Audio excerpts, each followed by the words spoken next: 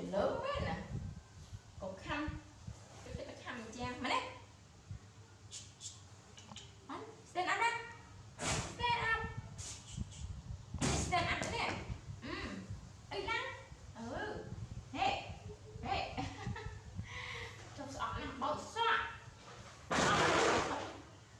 Vừa bôi sọ này. Tét tét tét tét tét tét tét. Còn ở khác mà đi, con đi. Con đây. Con Lan, mà nào nè. Mà này con này. Xịt nè. Đặt tinh tinh, đặt tinh tinh. Thôi nó nào này, này, này. Ê, nè, ở này mà này. Nè. Họ ngập ra. Ngập, ngập. Ngập cho. Ra mà. Đặt tinh tinh, đặt tinh tinh. Mà lột mà rô mặt rồi ấy kì. Mà chính các bác nuôi mất hả? Cho. Lên đây. Lên đây. Lên đây lên lên. Lên đây lên.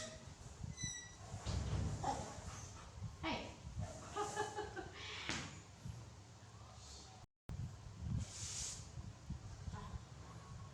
Ơi đây. Nó thì dao lắm. Ủa. Dao có bóng lắm. Nè, đây mặt này nè, đây mặt. Đặt bạch ban thế, ơi. Nó thì dao cấy quá. Nè.